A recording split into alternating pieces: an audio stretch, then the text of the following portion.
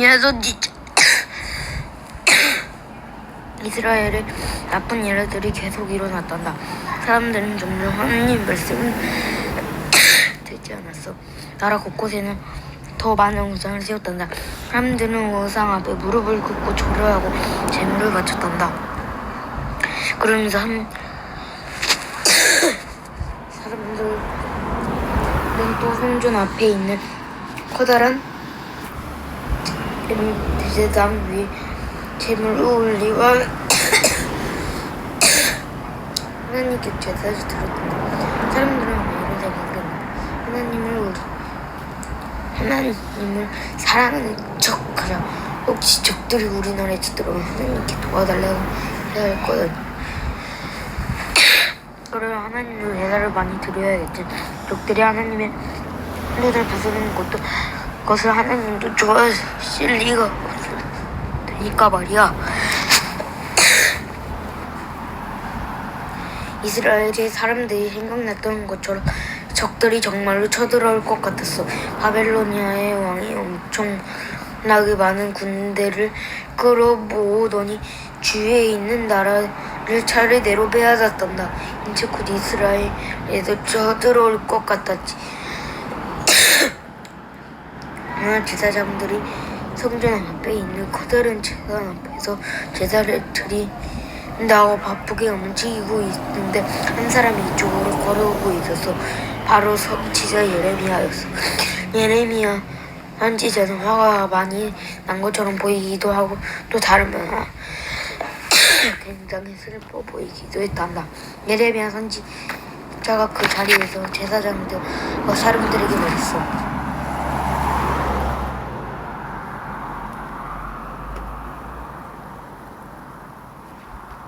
당신들은 지금 하나님께 제사를 지내고 있습니다. 하지만 하나님을 진심으로 사랑하지는 않습니다. 당신들은 하나님 말씀에 순종하지 않고 우상 앞에 절을 하며 우상을 섬겼습니다. 당신들이 하는 것을 하나님께서 모르실 거라고 생각하십니까? 당신들을 하나님께서 이 나라의 바벨로니아 왕부터 지켜주실 거라고 기대하고 있죠? 이제 하나님의 말씀을 전하겠습니다. 당신들이 계속해서 하나님의 말씀을 순종하지 않는다면 하나님께서는 당신들을 도와주지 않을 것입니다. 그 말에 제사장들은 길길이 뛰며 화를 냈단다. 예레미야 선지자가 하는 말이 정말 기분 나쁜 말이라고 생각했거든. 하나님을 당장 감옥에 넣어버 다시는 저 따위 말을 듣지 못하게 감옥에 가둬버려. 제사장들이 소리쳤어.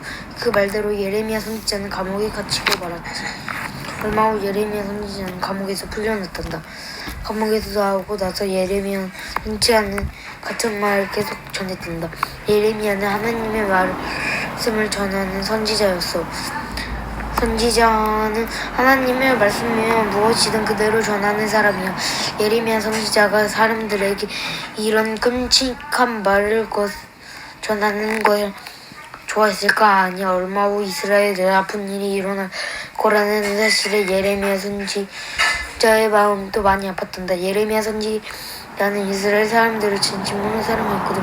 그런데 시간이 지나면서 아무도 예레미야 선지자의 말을 들으려고 하지 않았어. 그래서 예레미야 선지자는 하나님께서 자기에게 하신 말씀을 모두 책을 만들었다. 예레미야 선지자는 친구의 바루기에 예레미야 선지자가 불러주는 두 마리 책을 받아요.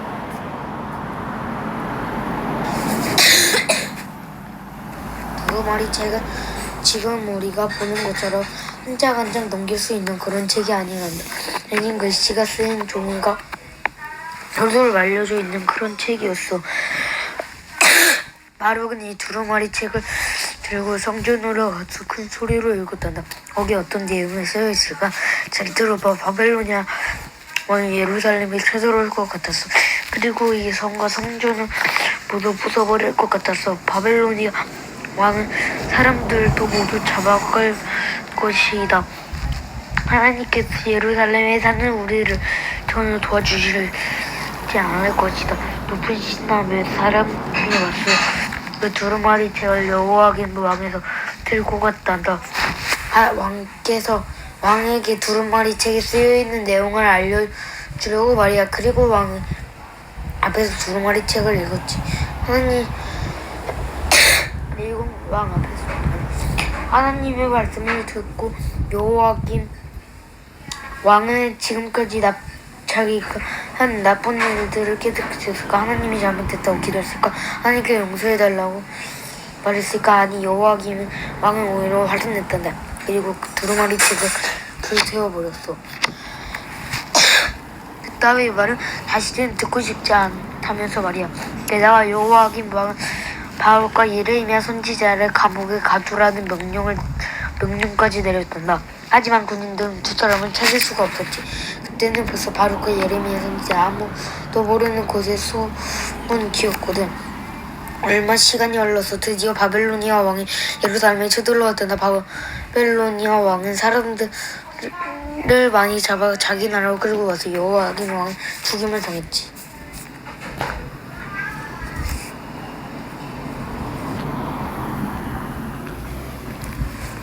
여호와김 왕은 들으려 여호와김이 왕이 되었단다. 하지만 얼마 지나지 않아 바벨로니아 왕은 다시 예루살렘에 쳐들어왔어. 바벨로니아 왕은 다시 사람들을 많이 잡아서 자기 나라로 끌고 가서 여호와김 왕도 잡아갔단다.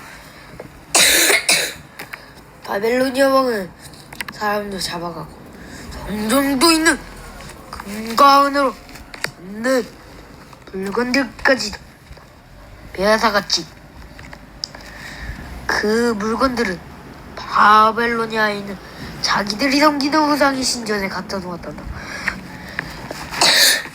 많은 사람이 바벨로니아 끌려가고 예루살렘에 남은 사람은 많지 않았어. 여호와긴 왕을 이어 새로운 사람이 되었는데 이번에는 왕이 된 사람은 시드기야였어. 시드기야 왕도 하나님을 많이 사랑하지 않았단다. 이스라엘 사람들은 하나님을 얼마지도 데려가고 하지 않았어. 바벨로니아 왕이 우리를 공격했을 때 하나님은 우리를 도와주시지 않았어. 이런 하나님은 싫어. 앞으로 우리는 다른 신을 섬길 거야. 얼마 후 바벨로니아 왕이 세 번째 예루살렘 성을 공격했단다. 하지만 이번에는 바벨로니아 왕이 예루살렘 성 안으로 들어올 수가 없어서 시드기야 왕이 성문을 굳게 닫아버렸거든. 바벨로니아 군인들은 바벨로니아로 돌아가지 않고 성 주위에 천막을 치고 기다렸단다. 예루살렘 성 안에 먹을 것이 떨어지기를 기다리겠다는 속셈이었지.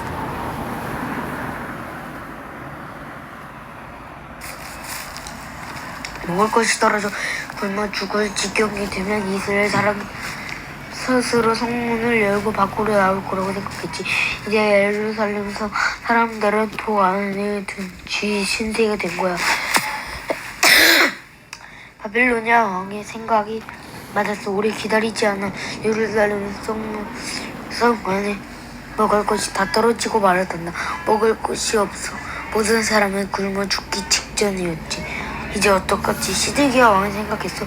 예레미야 선지자를 불러와야겠어. 앞으로 우리가 어떻게 해야 할지 예레미야 선지자는 알고 있을 거야. 시드기야 왕은 예레미야 선지자를 불러서 먹었지. 예레미야 선지자가 말했단다. 바벨로니아 왕이 항복하십시오. 예루살렘의 성을 내어주십시오. 물론 이것은 아주 슬픈 일입니다. 예루살렘 성을 빼앗은 바벨로니아 왕은 다시 많은 사람을 잡아갈 것입니다. 하지만 왕께서 바벨로니아 왕이 항복하지 않으면 더 무서운 일들이 일어납니다. 정말 끔찍한 일이 일어날 것입니다. 이것은 하나님께서 하신 말씀입니다. 그런데 시드기야 왕은 예레미야 선지자를 믿지 않았어. 예루살렘 사람들도 예레미야 선지자에 화를 냈단다. 사람들은 예레미야 선지자를 더러운 웅덩이에 던져버렸지. 그 웅덩이에 죽어버려. 기쁜 나쁜 선지자 같으니라고 사람들은 예레미야 선지자를 이렇게 욕했지. 불쌍한 예레미야 선지자. 예레미야 선지자도 하나님께 순종했을 뿐인데 하나님께서 전하라고 하신 말씀 그대로 전했을 뿐인데 예레미야 선지자는 더러운 엉덩이에 끔짝없이 죽게 되는 걸까? 자연스럽게도 그렇게 되지는 않았단다. 왕이 신하주 한 사람이 밧줄을 던져 예레미야 선지자를 꺼내주었어.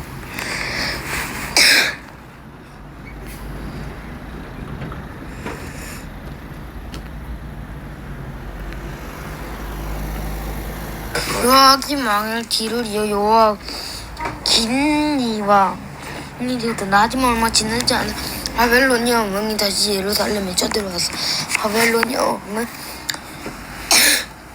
사람들을 많이 잡아 어제 이렇게 막 아빠가 주아를 막 밀치는데 계속 그렇게 막 아빠 안 여기 아니구나. 잠시만. 여기 이거. 기억나? 예레미야 선지자가 나쁜 선지자라고 말했지만 예레미야 선지자가 한 말은 그대로 이루어졌단다. 바벨로니아 왕은 예루살렘에 커다란 구멍을 뚫어서 그 구멍을 통해 바빌로니아 공대가 예루살렘 성 안으로 물밀듯이 들어왔단다. 바벨로니아 군인들은 집집마다 불을 질렀어. 성전에도 불을 질렀지. 예루살렘 성의 성벽도 다 부숴버렸단다. 사람들이 많이 죽었고 사람들은 바벨로니아로 끌려갔던데 시드기야 왕도 붙잡혀서 바벨로니아로 끌려갔지. 왕이 살던 공주도 다 불태워버렸어. 하지만 선지자 바벨로니아 군대가 붙잡히지 않았어. 예루살렘 거리를 터덜터덜 걸어가는 예레미야 선지자의 방을 오면 슬펐겠니. 집들은 형체 없이 다 부서져 있었어. 아름다운 예루살렘 성전 이제 흔적도 볼 수 없게 되었단다. 불타버린 성전에 이르렀을 때 예레미야 선지자는 그만 울음을 터뜨리고 말했어. 이스라엘 나라의 끔찍한 일들을 한번 보려. 이스라엘 민족이 하나님께 순종하고 하나님 말씀을 잘 들었다면 이런 일은 아닐 거야. 오히려 아주 행복하게 살 수 있었을 거야. 이런저런 성에 그대로 살고 있을 솔로몬 왕의 아름다운 성전은 그대로 있을 텐데.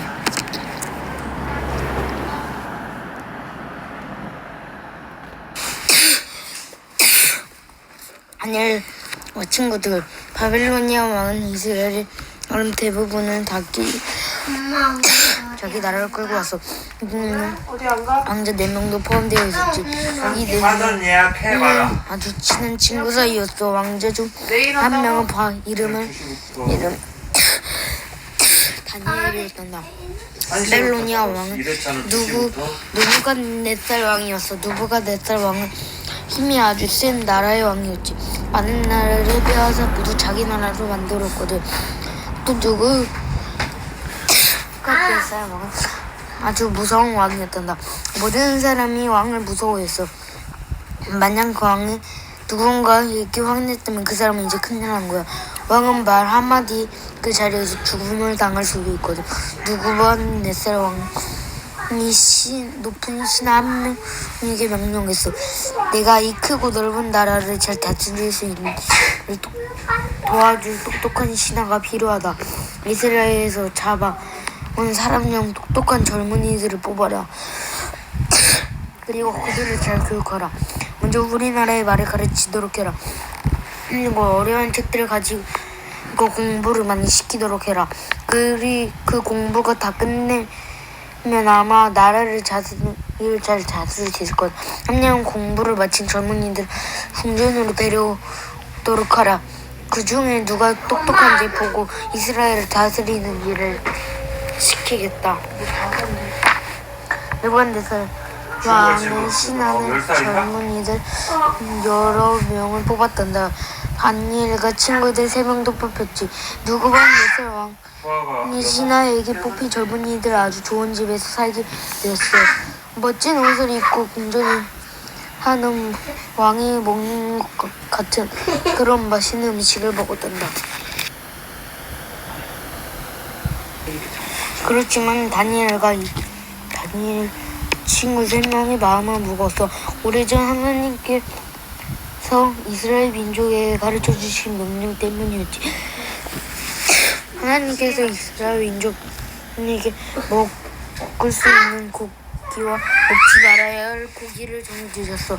그런데 바벨로니아 사람들은 이 규칙과 상관없이 모든 고기를 먹었지.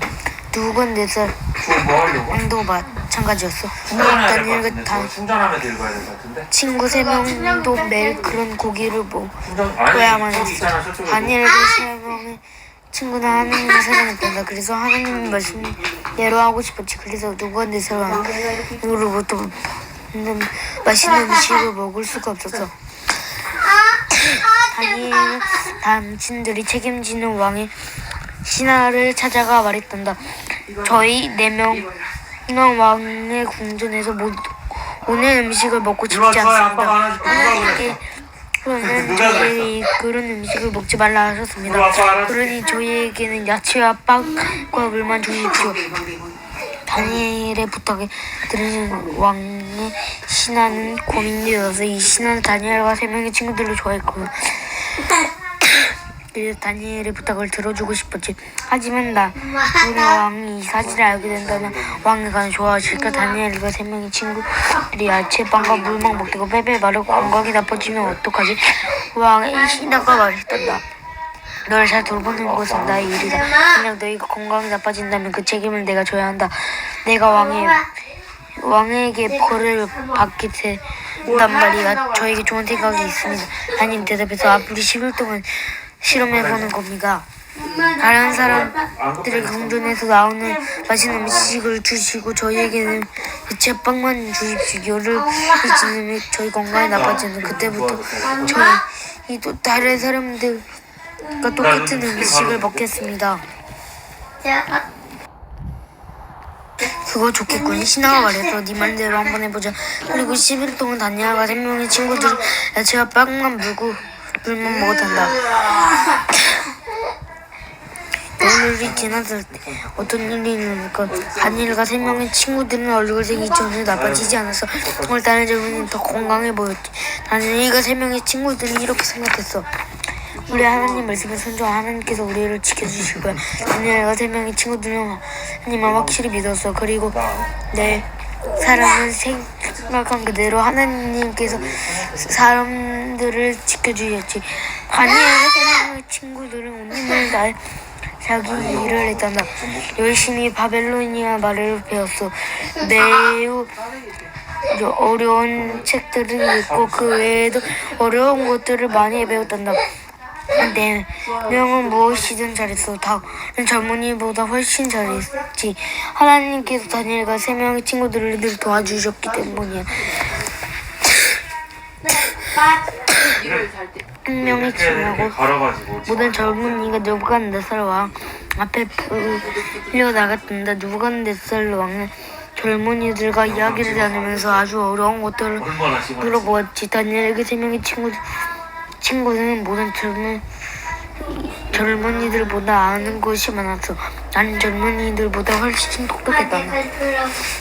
에스라 왕이 말했어. 이 4명의 젊은이들에게 궁전에서 일하도록 하라. 이 4명은 아주 똑똑하다. 다른 젊은이들과 아는 것이 훨씬 더 많다.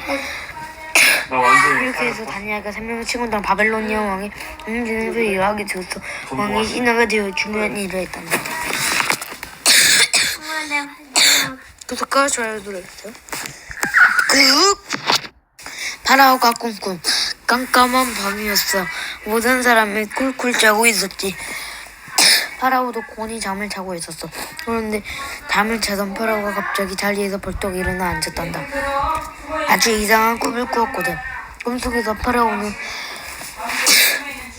나일강 앞에 서 있었단다.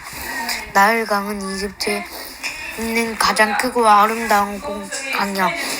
갑자기 그 강에서 7마리 암수가 올라오는 것이 보였어. 강가로 올라온 암수들은 맛있게 풀을 뜯어 먹었지.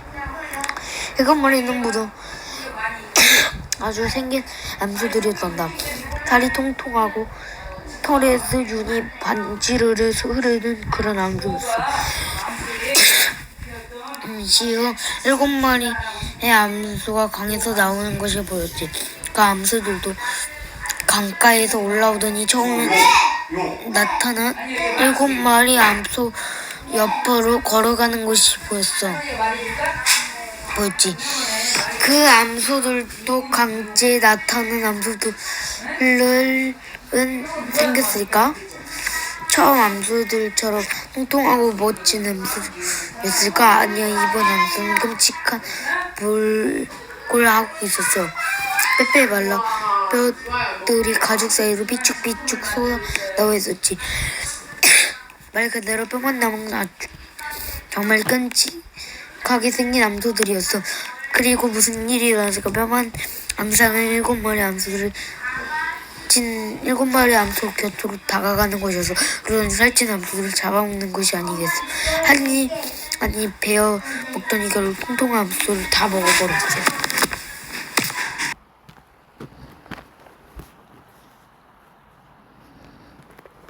특별한 식사. 이스라엘 민족은 유유히 바다를 건너 안전하게 반대편에 도착했지. 그리고 파라오는 다시는 이스라엘 민족의 머리카락 하나도 다치게 할 수 없게 되었어. 이스라엘 사람들은 신이 나서 앞으로 걸어갔단다. 하나님께서 보내신 구름 기둥을 따라서, 그리고 모세의 뒤를 쫓아서 걸어갔지. 이스라엘 민족은 새로운 나라, 하나님께서 약속하신 땅을 향해 가고 있었어. 그래, 가나안으로 가는 거야. 여행을 하다 보면 잠을 잘 곳이 필요하지. 그래서 이스라엘 민족은 천막을 가지고 다녔단다. 저녁이 되어 구름 기둥이 가만히 멈춰서면 그 자리에 천막을 쳤어. 그리고 천막 안에서 밤새 푹 잠을 잔단다. 다음날 아침 잠에서 깨어나면 천막을 다시 걷어 잘 챙기지. 이렇게 매일 조금씩 앞으로 나아갔단다. 이 여행은 결코 쉬운 여행이 아니었어. 사막을 가로질러 가는 여행이었기여든. 사막이 어떤 곳인지 아니? 하나님 저를 용서해 주세요. 쉬지 않고 세우는 사람들을 다가가기 위해 사울과 함께 그곳에서는 식물들이 잘 자라지는 않았단다. 쥐가 온통 모래일 뿐이야. 간혹 나무나 풀들이 자라는 곳이 있긴 하지만 그런 곳은 거의 자라지 않아. 사람 덩치보다 더 큰 바위만 있는 바위산이거든. 사막에는 특히 물이 거의 없었단다. 가끔 작은 호수나 우물이 있는 곳을 지나기도 하지. 사막에서 우물을 만나면 그때는 오랜만에 물을 실컷 마실 수 있는 기회지.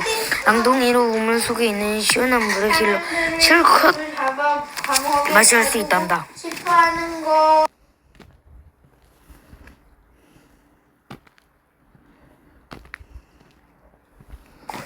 사사 기드온. 기드온은 바알의 형상과 재단을 부순 다음 일을 해야 했어. 다음 일이 뭐냐고? 강도들을 내쫓는 일이었지. 하지만 강도들을 어떻게 내쫓을지는 기드온도 잘 몰랐단다. 하나님께서 기드온에게 말씀하셨어. 기드온, 이곳에서 강도들을 몰아내야겠다. 너는 내가 시키는 대로. 그거 바르줘야. 머리에다 바르면 안 돼. 내쫓는 일을 도와줘야겠다. 300명의 군인을 거느린 강도들은 300명이라고? 그렇게 적은 수로 어떻게 몇천 명이나 되는 강도들과 싸운단 말이야? 말도 안 돼. 하지만 하나님께서는 이렇게 말씀하셨지. 기드온, 내 말대로만 하면 된다. 강도들이 진을 치는 곳은 아주 넓은 곳이었어. 강도들은 밤마다 그곳에 있는 천막에서 잠을 잤단다. 낮에는 이스라엘 사람들이 사는 곳에 가서 물건을 빼앗아 갔지. 어느 날 기드온은 군인 300명을 이끌고 강도들이 잠을 자는 곳으로 갔어. 군인들에게 천막에 세워져 있는 진 주위를 빙 둘러싸라고 했지. 그때는 아주 깜깜한 밤이었기 때문에 아무도 기드온과 군인들이 움직이는 것을 볼 수 없었어. 이제 기드온이 300명의 군인을 데리고 강도들과 전쟁을 시작하려 나가.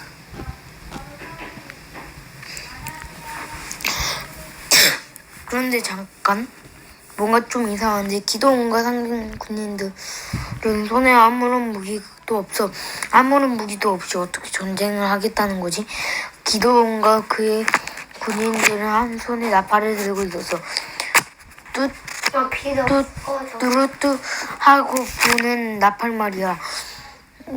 다른 손에는 항아리를 들고 있었단다. 항아리 속에는 불이 붙은 횃불이 있었지.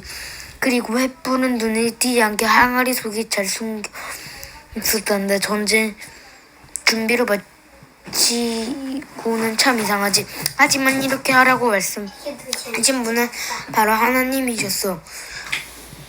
하나님 말씀대로 준비했으니 전쟁에서 이기는 것은 보나마나 일이지. 강도들이 모두 깊은 잠에 골아떠져 있는 한밤중이었어. 갑자기 요란한 소리가 사방에서 들려왔단다. 기도원의 군인들이 일제히 나팔을 불었거든. 그런데 깜짝 놀라서 잠에서 깨어났지. 눈을 뜬 강은 앞에 무언가 있는 무엇이 보였는지 아니 자기들 진주에 온통 불바다가 되어 헐헐 타고 있었어. 게다가 주인은 왁자지껄하며 시끄러웠지. 기도원의 군인 300명이 들고 있던 항아리를 깨부수면서 요란한 소리를 내고 있었거든. 기도원의 군인들은 항아리를 부수고 그 속에서 헐헐 터오르는 횃불을 꺼내들었단다. 그리고 그 횃불을 이리저리 흔들면서 목청과 고함을 지르지. 하나님을 위하여, 기도원을 위하여. 그런 사람을 모르는 강도들은 그냥 놀랄 수밖에. 아닌 한밤중에 날벼락을 맞은 기분이었지. 엄청나게 많은 군인이 자기들을 공격하러 온 것이 분명하다고 생각했지.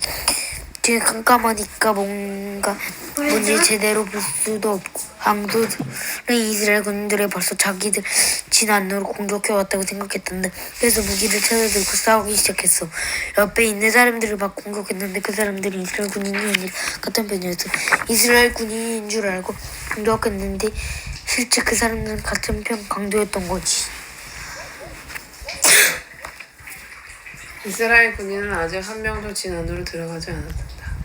기드온과 300명의 군인들은 그때까지도 진 바깥을 빙 둘러싸고 있었지. 강도들의 진영 안은 뒤죽박죽되었어. 강도들은 점점 더 겁이 났지. 결국 강도들은 모두 도망을 쳤단다. 자기 나라로 다 도망가 버렸어. 기드온과 300명의 군인들은 강도들의 뒤를 쫓아갔지. 그리고 강도들은 한 명도 남기지 않고 이스라엘 땅에서 모두 쫓아냈단다. 그 후에 기드온은 이스라엘 나라의 지도자가 되었단다.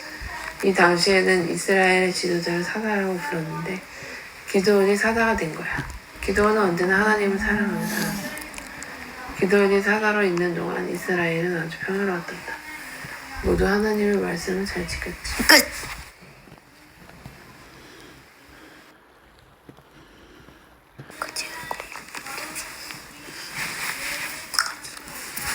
하지만 기드온이 늙어 세상을 떠나자 이스라엘 사람들은 다시 나쁜 일을 네가 찾아 너가. 하나님을 잊고 옛날처럼 우리 앞에 절을 하며 우상을 섬겼다. 이게 어디가 죽었지? 삼손과 수수께 기드온이 죽은 뒤 다른 사람이 사사가 되었단다. 이스라엘 사람들은 다시 하나님을 잊어버리고 살았어. 그러자 이스라엘 민족을 괴롭히는 나쁜 적들이 다시 쳐들어왔지. 이번에는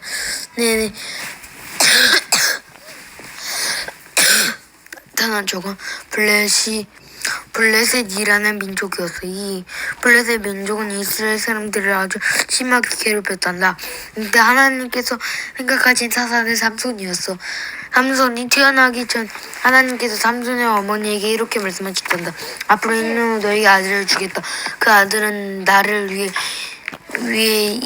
일하는 특별 너의 아들이 자라 어른이 되어도 절대로 포도주를 마시게 하면 안 된다. 네 아들은 자라 이스라엘 사사가 될 거다.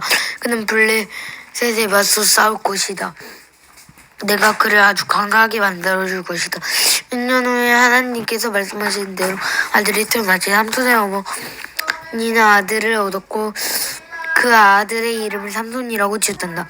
삼손은 덩치가 크고 힘이 센 천공이었어. 그 주변에 삼손만큼 힘이 센 사람은 아무도 없었지.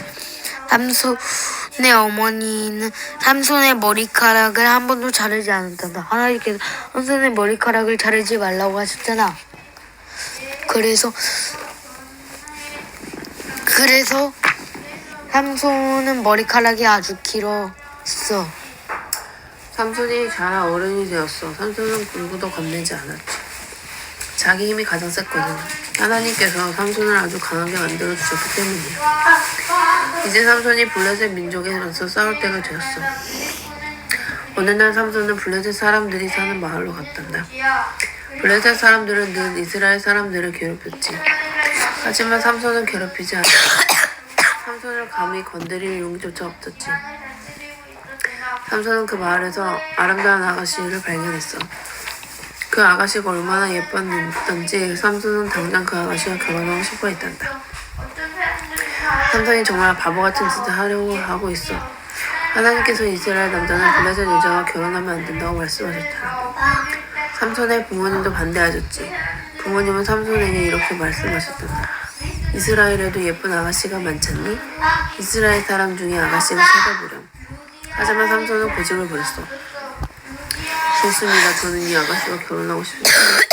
하는 수 없이 삼손의 부모님은 삼손과 함께 그 아가씨가 사는 마을에 가보기로 했단다. 그 아가씨의 부모님을 만나러 가는 거야. 길을 가다가 중간에 삼손은 부모님과 헤어져 다른 길로 갔단다. 그때 갑자기 덩굴 사이에서 사자가 튀어나와 삼손 옆에 턱 버티고 서 있었지. 삼손도 처음에는 깜짝 놀랐지. 하지만 사자가 눈을 보이면서 삼손에게 다가오자 삼손은 달려들어 사자의 턱을 움켜쥐었다. 그리고 단숨에 사자를 두 손가락으로 찢어 죽였단다. 삼손의 힘이 얼마나 센지 알겠지? 삼손이 사자를 덩굴 속에 던져버리고 부모님이 계신 곳으로 걸어갔어. 부모님은 다시 만나 삼손은 자기가 사자를 죽였다는 것을 부모님께 말하지 않았단다. 드디어 삼손과 삼손의 부모님은 그 아가씨를 사는 마을에 도착했지. 아가씨의 부모님도 만났어. 그리고 몇 주 후 결혼식을 올리기로 약속했지. 몇 주가 지나고 삼손과 삼손의 부모님은 결혼식을 위해 그 아가씨가 사는 마을에 다시 가게 되었어. 지난번에 걸었던 길을 가다가 삼손은 그때 그 사자가 어떻게 되었는지 궁금해졌단다. 그래서 그곳을 찾아가 보기로 했지. 그랬더니 웅웅거리는 벌떼가 죽은 사자의 몸에 벌집을 만들어 놓은 것이 보였어. 벌집에는 꿀이 잔뜩 들어있었지. 벌들은 항상 꿀을 모으잖아. 맛있는 꿀을 보자 삼손은 꿀과 침이 넘어갔지. 그래서 손을 뻗어 사자 시체가 있는 꿀을 맛있게 먹었단다. 그 꿀을 조금 담아 부모님에게도 갖다 드렸어. 그 꿀이 어디에서 났는지 말씀드리시지 않았단다. 블레셋 마을에 도착한 삼손은 그 여자와 결혼을 했어. 결혼식 큰 오늘 잔치가 열리기 마련이었지.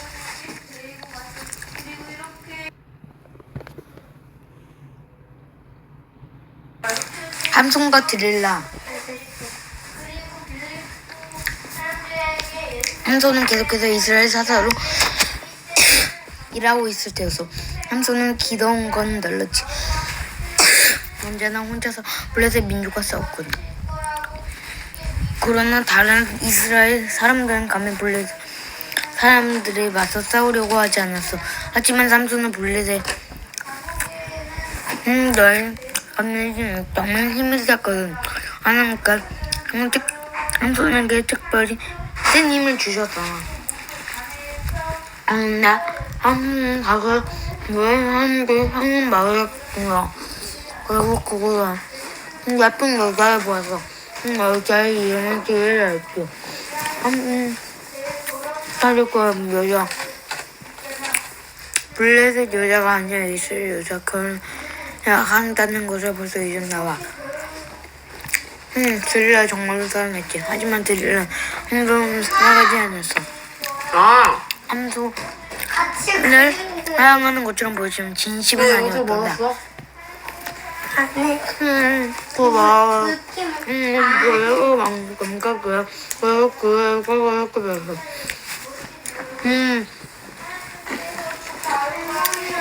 드릴라 함선은 아주 많이 사랑하는 척하도 그렇게. 그래서 삼손이 그 큰 힘이 어디서 나오는지 알아내는 거야. 삼손의 비밀을 알아내서 우리에게 알려주기만 하면 그 보다 돈을 많이 줄 테니까. 드릴라는 삼손의 비밀을 알아낸 내려온 삼손에게 물었지. 엄마! 거기는 이유가 뭔지 이야기해 주세요. 제가 그 비밀을 얘기해주지 않았죠. 비밀들을 얘기하지 않자 들으라면 화를 냈지. 내는 좋아했어. 여기서 나가요. 그 말. 내 삼촌을 모셨을 뿐이 삼촌이 말했어. 근데 있어 너한테만 비밀을 말해줄게. 아니면 7가닥 튼튼한 새밧줄이 나를 꽁꽁 묶으면 나는 꼼짝 못해. 쭉 빠져 보통 사람처럼 되지. 그 말을 듣고 드릴라가 중얼거렸던데 그 말이 정말인지 어디 한번 확인해 봐야겠어. 아니 릴라는 7가닥으로 튼튼한 새 밧줄을 구해왔단다. 그리고 마을의 남자들을 찾아가 말했어. 당신들은 문 뒤에 숨어 있으세요. 하나를 끙끙 놓고 소리를 지르면서 들어와 삼손을 잡아가세요. 이런 나쁜 일을 꾸미고서 드릴라는 뻔뻔하게 삼손을 아주 친절한 척 굴었단다. 드릴라는 7가닥으로 꼰 밧줄로 삼손과 팔과 다리를 꽁꽁 묶었어. 아무것도 모르는 삼손은 드릴라가 장난치는 줄 알고 오히려 재미있어 했지. 드릴라가 자기를 속이고 있는 줄은 꿈에도 몰랐어. 삼손을 다 묶은 드릴라는 갑자기 소리. 삼손! 블레셋 사람들이 당신을 잡으러 오고 있어요. 그래 그놈들이 어디 있지? 그가 말하면서 삼손 벌떡 일어나 두 주먹을 불끈 쥐었단다. 그러자 1가닥으로 꼰 밧줄이 쏙은 줄처럼 끊어져 버렸어. 삼손은 이미 블레셋 사람들과 싸울 준비가 끝나 있었어. 그걸 본 블레셋 사람들은 걸음아 나 살려라 하고 도망가 버렸단다. 드릴라 삼손은 자기를 놀렸다는 것을 깨닫게 되었지. 몇 주가 지나고 드릴라는 삼손에게 다시 같은 것을 물어보았어. 당신의 그 놀라운 힘이 어디서 나오는 거지? 거짓말 하지 말고 똑바로 가르쳐주세요. 삼손은 그 비밀을 말해주고 싶지 않았어. 그러자 드릴라가 또다시 화를 내는 거야. 당신은 나를 사랑하지 않아. 여기서 당장 나가버려. 드릴라의 방 한쪽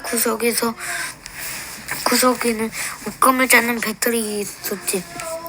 배틀은 아주 크고 무거운 물건인데 많은 실이 걸려 있었단다. 드릴라는 배틀에 앉아 옷감을 짜곤 해서 삼손이 생각했단다. 이번엔 뭐라고 둘러도 될까?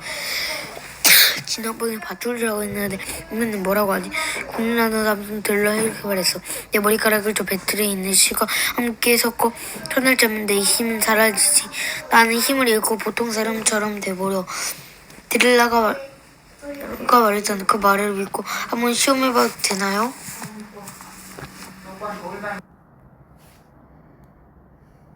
드릴라는 삼손의 묻히고 긴 머리카락을 배틀에 넣고 실과 함께 엮었단다. 그리고 그 끝에는 무거운 물건도 하나 매달렸었지. 이제 삼손의 머리는 배틀에 완전히 묶인 상태가 됐어. 드릴라가 그 소리를 질러. 삼손 블레셋 사람들이 당신을 잡으러 왔어요. 순간에 삼손은 자리에서 일어났어. 삼손의 머리 끝에는 무거운 배틀이 대롱대롱 매달려 있었지. 하지만 삼손은 그런 것을 종종 신경 쓰지 않고 블레셋 사람들과 싸울 준비를 했어. 또 실패야. 화가 난 드릴라는 속으로 생각했단다. 얼마 후 드릴라는 또다시 삼손을 귀찮을 정도로 힘의 비밀을 알려달라고 졸랐지.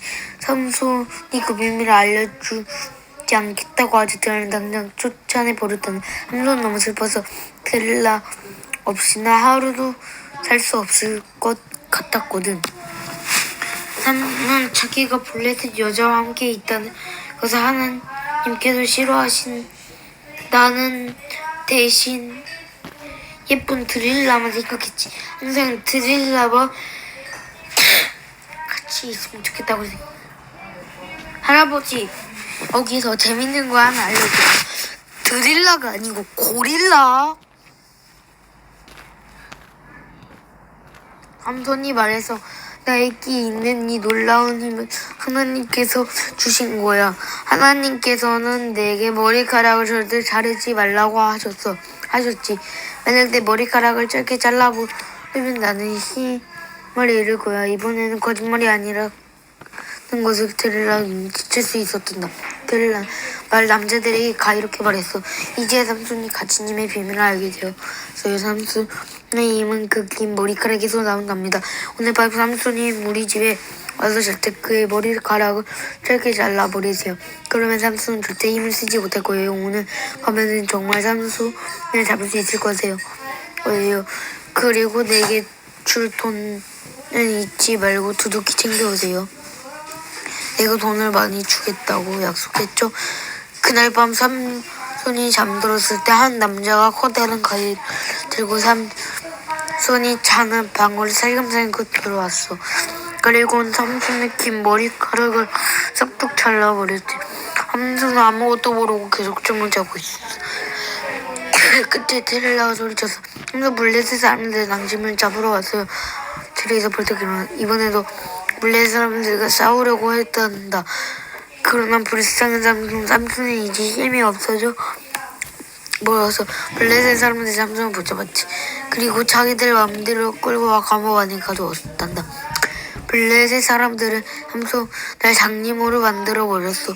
블레셋 사람들은 앞을 못 보고 삼손이 블레셋 사람들을 괴롭히는 일은 앞으로 절대 없을 거라 생각했지. 그러나 그들의 생각은 결코 보기 좋게 틀리고 말았단다. 이제 삼손을 데릴라가 자기를 속였다는 것을 깨달았다. 데릴라는 자기를 사랑하지 않았어. 삼손은 생각했지. 내가 감옥에 갇힌 것은 다 내 잘못이야. 하나님의 말씀을 듣지 않아서 생긴 일. 하나님을 잊고 살았으니 난 정말 큰 죄를 지은 거야. 감옥에 갇혀있는 동안 삼손의 머리카락은 다시 자라기 시작했단다. 어느 날 블레셋 나라의 큰 잔치를 위해서 블레셋 사람들이 믿는 신인 다곤을 위한 잔치였단다. 잔치를 벌이려고 많은 사람들이 커다란 건물에 모여들었어. 그곳은 바로 다곤 신전이었지. 그곳에는 커다란 기둥 2개가 있는데 그 기둥이 다곤 신전의 지붕을 떠받치고 있었단다. 블레셋 사람들은 기분이 좋아서 이렇게 떠들어댔어. 우리 다곤 신께서 삼손을 잡도록 도와주셨어. 그들은 삼손을 감옥에서 끌고 나와서 그리고 다곤 신전을 데리고 왔단다. 블레셋 사람들은 모두 삼손을 비웃었어. 저 삼손의 꼴 좀 봐. 예전에 그 강한 힘은 다 어디로 간 거야? 삼손, 우리 다곤 신이 훨씬 힘이 세다는 것을 이제 알았지. 그 말을 들으면 삼손은 생각하겠지. 다곤 신보다 하나님께서 더 강하다는 것을 저 블레셋 사람들에게 보여줄 수 있다면 얼마나 좋을까. 세상에서 가장 힘이 센 분은 하나님이야. 다곤은 우상일 뿐이라고. 그리고 삼손은 하나님 기도하기 시작했단다. 하나님, 저에게 딱 한 번만 더 힘을 주세요. 저 블레셋 사람들에게 하나님께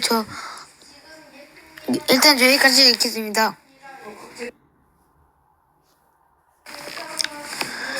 하나님께서 온 세상의 주인이시며 가장 힘이 센 분이라는 것을 보여주세요. 그 순간 삼손의 온몸에서 예전과 같은 힘이 솟는 것을 느꼈단다. 삼손은 앞을 볼 수가 없었어.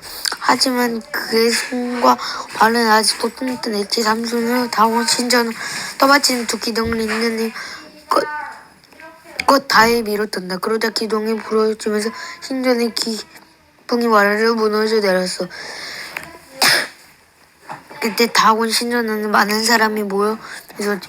신전의 지붕과 벽이 그 많은 사람 위로 떨어져서 그곳에 있던 사람들은 모두 죽어버렸지. 삼손이 있는 곳의 벽도 무너져 내렸지. 삼손 역시 그 밑에 깔려 죽고 말았어. 하지만 삼손은 슬퍼하지 않아서 하나님께서 계신 하늘나라에 가게 되었으니까 다곤 신전은 완전히 부서졌고 그곳에 있던 사람들은 모두 죽었어. 이렇게 해서 삼손은 마지막으로 온 세상 주인이 는 다곤이 아니라 하나님이시라는 것을 블레셋 사람들에게 보여주었어. 이번 이야기는 주인공은 사사가 아니란다. 어떤 사람의 이야기인지 잘 들어봐. 가나안 베들레헴이라는 마을에 한 부부가 살고 있었어.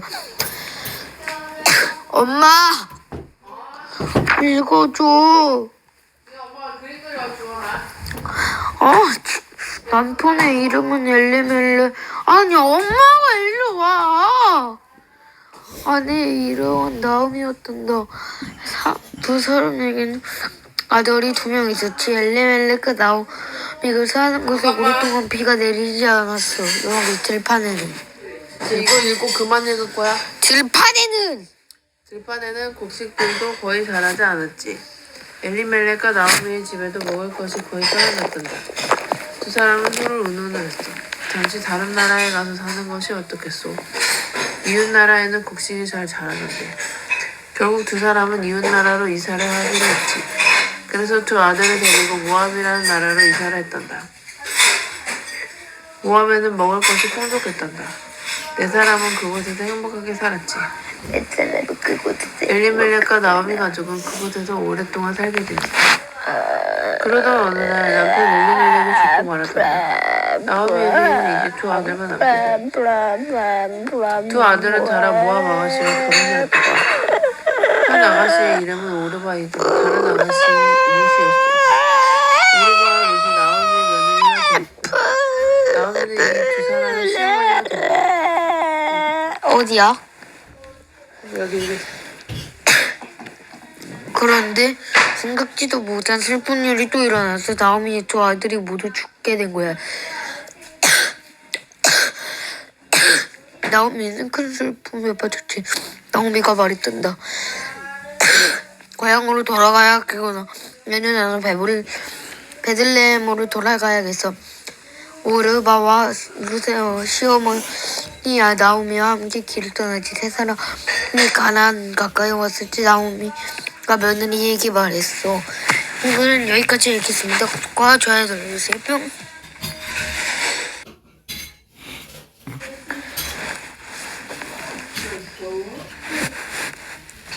나는 너희 형제 레위 사람을 이스라엘 백성 가운데서 뽑았노라. 그들은 너희에게 준 선물과 같으면 나 여호와에게 바친 사람들이다. 그들이 할 일은 회막을 돌보는 일이다. 그러나 너와 네 아들들만이 제사장이 될 수 있다. 너희만 제단에서 일할 수 있으며 휘장 뒤로 갈 수 있다. 내가 제사장으로서 일할 수 있는 자격을 너희에게 선물로 주겠다. 그러나 누구든지 다른 사람이 성소에 가까이 오면 그는 죽을 것이다. 여호와께서 아론에게 말씀하셨습니다. 나에게 바친 모든 재물이 너에게 맡기겠다. 이스라엘 백성이 나에게 바치는 모든 거룩한 재물을 내가 너희에게 주겠다. 그것은 너와 네 아들들 몫이며 영원한 너희들 몫이다. 거룩한 재물 가운데서 너희의 몫을 태우지 않고 남은 부분이다. 백성이 바치는 가장 거룩한 재물 곧 곡식이 재물이나 죄 씻는 재물인 속죄 재물이나 허물을 씻는 재물인 속건 재물은 너와 네 아들들의 몫이다. 너는 그것을 가장 거룩한 곳에서 먹어라. 남자만 그것을 먹을 수 있다. 너희는 그것을 거룩히 여겨라. 내가 또 다른 재물 또 너희에게 줄 것이다. 즉 이스라엘 자손이 들어 올려 바친 거제물과 흔들어 바치는 유제물이다. 내가 너와 네 아들들 네 딸들에게 이것을 주니 이것은 너희의 몫이다. 너희 집안 가운데서 부정하지 않는 사람이 누구나 그것을 먹어라. 내가 또 너희에게 가장 좋은 기름과 가장 좋은 포도주 몫이 곧 이스라엘 백성이 나 여호와에게 바친 것 가운데서 첫 열매를 너에게 주겠다. 이스라엘 백성이 그 땅에서 거둔 것 가운데서 여호와께 가져오는 첫 열매는 너희 것이다. 너희 집안 가운데서 부정하지 않는 사람이라면 누구나 그것을 먹으라. 이스라엘에서 나 여호와께서 바친 것은 다 너희 것이다. 사람이든 짐승이든 모든 생물이 처음 태어난 것은 나 여호와에게 바쳐야 하며 그것은 너희 것이다. 그러나 처음 태어난 사람과 처음 태어난 부정한 짐승은 돈으로 계산하여 받아라. 사람이 태어난 지 한 달이 되었으면 성소에서 나는 무게로 5세겔을 받아라. 한 세겔은 20게라이다. 그러나 처음 태어난 소나 양이나 염소는 돈으로 대신할 수 없다. 치르고 돌려주지 못한다. 그 짐승은 거룩하니 그 짐승들의 피를 제단 위에 뿌리고 그 기름은 태워라. 그것은 화제이며 그 냄새가 나 여호와를 기쁘게 한다. 그러나 그 짐승들의 고기는 너희 것이다. 또한 나 여호와에게 바친 가슴 꺾기와 오른쪽 넓적 다리도 너희 것이다. 이스라엘 백성인 거룩한 예물을 드리는 것을 나 여호와가 영원히 네 아들들과 딸들에게 주니 그것은 영원한 너희의 몫이다. 이것은 너와 네 자손을 위해 여호와 앞에서 제대로 지켜야 할 변치 않은 소금 언약이니라.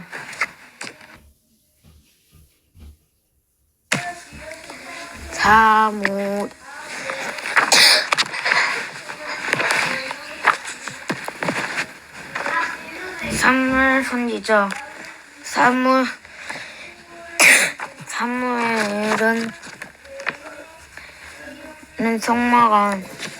성막에서 열심히 일했단다. 엘리 제사장을 도와 여러 가지 일을 했지. 사무엘의 어머니와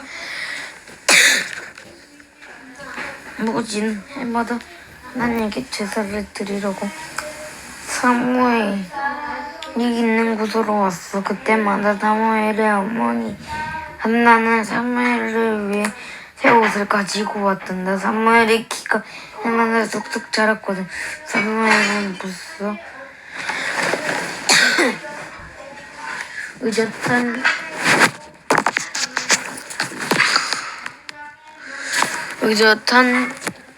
의젓한 남자 아이가 되었어. 엘리 제사장에게는 아들이 2명 있었던데 이 두 아들은 아버지 엘리 제사장처럼 하나님께 제사드리는 일을 한 제사장이었어. 이 아들은 사람들이 하나님께 제사를 드릴 때면 아버지 엘리 제사장을 도와주지. 하지만 이 두 아들은 좋은 제사장이 아니었고 나쁜 짓을 했단다.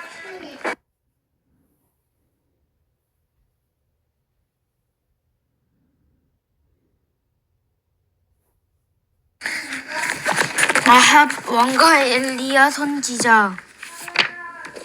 뭐야?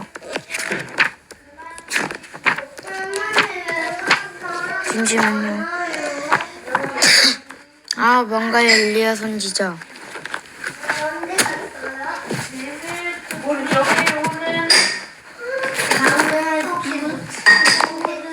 다윗 왕과 솔로몬 왕이 세상을 떠나고 긴 세월이 흘렀지. 그동안 이스라엘에 어려운 일과 나쁜 일이 자꾸 일어났어. 다윗 왕과 솔로몬 왕의 지으리은 이스라엘 왕들이 제대로 하나님을 사랑하지 않았어. 흔히 이스라엘의 나쁜 일들이 자꾸 생기는 건 불을 보기 못한 일이지. 그리고 또 에베소에 아합 왕이 이스라엘을 다스리고 있을 때였어. 이 왕도 하나님을 사랑하지 않았단다. 아합 왕은 이세벨과 결혼을 했는데 이세벨 왕비는 다른 나라의 공주였어. 이세벨 왕비가 살았던 나라의 사람들은 바알이라는 우상을 섬겼단다. 우상 바알의 모양을 돌로 만들어 그 앞에 절을 했지. 사람들은 우상 바알에게 기도를 하면서 바알 우상이 자기들을 지켜줄 것이라고 믿었단다. 바알 신상 앞에는 제단이 있었는데 사람들은 그 안에서 바알 우상에게 제사를 드렸어. 이세벨 왕비는 아합 왕과 격언을 하면서 자기 나라의 우상인 바알을 이스라엘에 가지고 왔단다. 그 후 많은 이스라엘 사람들이 바알 우상 앞에 절을 하고 기도를 했지. 사람들은 바알 우상이 자기들을 지켜준다고 믿게 되었어. 대신 하나님은 까마득하게 잊어버렸단다. 모든 사람이 하나님을 잊었지만 하나님을 잊지 않은 사람 단 한 사람이 있었단다. 그 사람은 하나님의 종으로 선택된 선지자 엘리야였단다. 엘리야 선지자는 아주 용감한 사람이었지. 엘리야 선지자가 어느 날 아합 왕을 찾아가 말했단다. 아합 왕이시오. 왕은 나쁜 왕입니다. 왕은 하나님의 말씀을 순종하지 않았습니다. 이제 하나님께서 왕에게 벌을 내리실 것입니다. 온 나라에 비가 내리지 않을 것입니다. 제가 비가 오려고 말할 때까지 이 나라에 있는 이스라엘 한 방울도 내리지 않을 것입니다. 아합 왕은 그 말에 콧방귀를 뀌어댄다. 엘리야 선지자 뭐라고 당신 마음대로 떠들어보시지. 하지만 그 후 정말로 오랫동안 비가 오지 않았어. 그제 아합 왕은 엘리야 선지자 말이 거짓말이 아니었다는 것을 알게 되었지. 그 후로 1년 동안 비가 한 방울도 내리지 않자 아합 왕은 엘리야 선지자가 하나님의 진짜 종이라는 것을 믿게 되었어. 엘리야 선지자의 말이 그대로 이루어졌으니까 들판에는 곡식 한 톨도 자라지 않았어. 먹을 것이 없어 고파하는 사람들이 하나 둘 생겨났지. 풀도 한 폭이 자라지 않았단다. 가축들은 먹을 것이 없기는 마찬가지였어. 엘리야 선지자를 찾아오너라. 아합 왕이 화가 나서 소리쳤단다. 엘리야 선지자 당장 데려오너라. 엘리야 선지자를 시켜 비가 내리도록 하라. 왕이 신하들은 엘리야 선지자를 찾아 나왔단다. 나라 곳곳을 다니며 엘리야 선지자를 찾았지만 하지만 엘리야 선지자를 찾을 수는 없었어. 어디를 찾아보아도 엘리야 선지자는 없었지. 엘리야 선지자를 본 사람이 있는지 물어보기도 했단다. 하지만 엘리야 선지자를 본 사람도 없었어. 엘리야 선지자는 도대체 어디로 사라진 것일까? 엘리야 선지자는 하나님이 준비해 주신 안전한 곳에서 잘 지내고 있었어. 그곳은 아합 왕이 찾을 수 없는 그런 곳이었지. 삶 속 깊이 시냇물이 흐르는 곳에 엘리야 선지자는 숨어 있었단다. 그곳에서 엘리야 선지자는 아주 편안히 지냈단다. 곁에 흐르는 시냇물을 마시며 지냈지. 그럼 먹을 것은 매일 아침 저녁으로 새들이 엘리야 선지자에게 먹을 것을 날라다 주었단다. 새들의 부리에서 빵과 고기를 물고 멀리서 날아갔어. 그리고 엘리야 선지자는 곁에 와서 부리에 물고 온 것을 떨어뜨리는 것이어서 하나님께서 엘리야 선지자에게 매일 이런 새들을 보내주셨지. 하나님께서는 자신의 종을 언제나 잘 돌봐주신단다. 오랫동안 비가 내리지 않자 엘리야 선지자가 마시던 물마저 말라버렸어. 산에 비가 내리지 않다 시냇물도 말라버린 거야. 하나님께서 엘리야 선지자에게 말했단다. 이스라엘 가까운 있는 이웃 나라의 작은 마을로 가거라. 그 마을에는 남편이 없는 한 과부가 어린 아들과 살고 있다. 이 과부가 너를 보살펴 줄 것이다. 엘리야 선지자는 그 마을을 찾아갔지. 마침 과부가 너를 보살펴 줄 것이다. 엘리야 선지자는 그 마을을 찾아갔지. 마침 그 과부가 바깥에서 나뭇가지를 줍고 있었지. 엘리야 선지자가 그 과부에게 말을 걸었단다. 마실 물 좀 줄 수 있겠소? 목이 없이 마르오. 예 하고 과부가 답했단다. 그리고 물을 가지러 집 안으로 들어가려고 했지. 그때 엘리야 선지자가 말했어. 배가 고픈데 빵도 좀 주겠어? 그 말을 들은 가부는 슬픈 표정을 주며 엘리야 선지자를 쳐다보았단다. 그리고 말했지. 드릴 빵이 없습니다. 저에게는 빵이 없습니다. 저는 가난한 과부랍니다. 지금 불을 피우려는 나무가지를 주고 있는데 저희 집 어린 밀가루가 한 줌 정도 남아 있습니다. 기름병에는 기름이 서너 방울 남아 있을 뿐이지. 그걸로 빵을 구우려던 참이었습니다. 마지막으로 빵을 구워 아들과 먹으려고요. 그걸 먹고 나면 제게는 먹을 것이 하나도 없습니다. 아들과 저는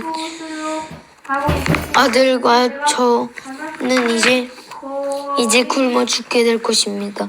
하나님께서 엘리야 선지자에게 하신 말씀이 생각나니 이 과부가 엘리야 선지자를 보살펴 둘 거라고 하셨는데 그런데 어떻게 자기 먹을 것도 없는 이 가난한 과부가 어떻게 하나님은 못하는 일이 없는 분인지 한 번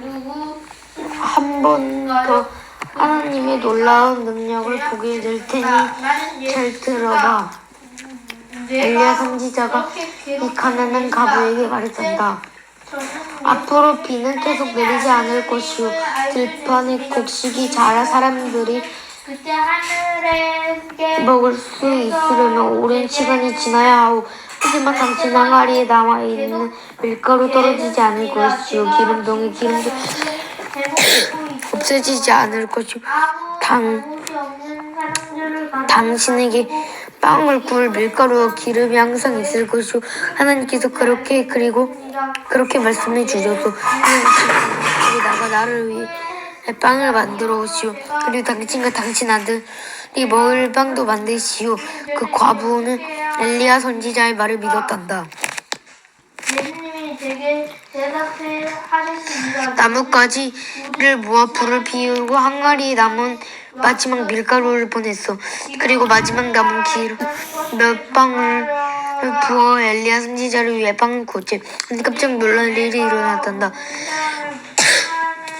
항아리 속에는 밀가루가 그대로 있고 기름병 속에는 기름이 그대로 남아있는 거야.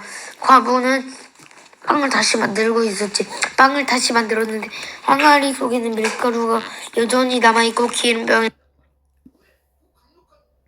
죄수들이 여러 명 멋진 맛을 갖고 싶었던 아합 왕. 어느 날 아합 왕이 자기 궁전에 있는 정원을 거닐고 있었단다. 아합 왕 정원은 평범하지 않고 아주 멋지게 꾸며진 곳이었어. 아합은 왕만큼 아름다운 정원을 가진 사람은 이스라엘에 아무도 없을걸. 얼마 전 3년 동안 비가 내리지 않은 때가 있었는데 그때는 이 정원도 그다지 볼품없는 곳이 아니었단다. 하지만 지금은 나무가 자라기 시작했고 예쁜 꽃도 여기저기 활짝 피고 있었어. 빨간색, 노란색, 하얀색 장미들이 피고 과시열 나무에는 먹음직스러운 과일이 주렁주렁 열려있었지. 정원 한쪽에는 큰 연못도 있었고 연못에는 풀들이 자라고 금붕어가 그 사이를 헤엄치고 있었지. 아방은 만족스러운 눈빛으로 자기의 멋진 정원을 쳐다보았어. 이 정원에 무얼 더 심을까 아방은 혼자 생각했지. 그래, 이곳에는 아직 콩이나 채소가 없건 좋아. 채소 같은 것들도 심어야겠고. 그런데 어디다 심지? 햇볕이 잘 드는 곳에 심어야 콩이랑 채소가 잘 자랄 텐데. 아방은 채소 심을 자리를 찾아 이리저리 두리번거렸어. 하지만 넓은 자기 정원에 채소를 심은 마당은 자리는 안 보이는 거야. 한참을 두리번거리던 아합왕이 마침내 좋은 곳을 발견했지. 저쪽 담 뒤에 있는 좋은 밭을 발견한 거야. 그런데 안타깝게도 담 뒤쪽은 아합 왕의 땅이 아니었단다. 담이 있는 곳까지만 아합 왕의 땅이었고 담 너머 밭은 다른 사람의 땅이었지. 그 밭 주인은 나봇이라는 사람이었어. 아합 왕이 이렇게 생각해. 저 밭을 사야겠어. 내가 이 나라의 왕이니까 나봇은 순순히 그 밭을 내게 팔아야 해. 아합 왕은 나봇을 불러 말했어. 내 밭을 사고 싶네. 얼마에 팔겠는가? 나봇은 그 말에 깜짝 놀랐어. 나봇은 공손하게 왕에게 말이 대답했어. 왕이 죄송하지만 저는 그 밭을 팔 수 없습니다. 제가 왕께 그 밭을 팔 수 있다면 좋겠지만 그 밭을 제 마음대로 팔 수 있는 땅이 아닙니다. 아니 자네 말고 그 밭 주인이 따로 있단 말인가? 그 땅을 팔면 안 된다는 사람은 누구인가? 아합 왕은 놀라서 물었어. 하나님이십니다. 이 밭은 전에 저의 아버지의 것이었습니다. 그 전에는 저의 할아버지의 밭이었지요. 이 밭은 우리 집안 대대로 내려오는 땅입니다. 오래된 이스라엘 민족이 가나안에 처음 들어왔을 때 하나님께서 각 집안별로 땅을 나누어 주셨습니다. 모든 집안들이 땅을 받았는데 그 땅은 절대로 팔 수 없는 땅입니다. 왕님께서 사고 싶어 하신 이 밭을 그때 우리 조상이 받은 땅입니다. 저는 이 밭을 제 마음대로 팔 수 없습니다. 이 밭을 파는 것은 하나님께서 싫어하시는 일입니다. 아합 왕도 하나님께서 그때 하신 말씀을 잘 알고 있었어. 나봇의 말이 맞아. 아합 왕은 그 밭을 살 수 없어.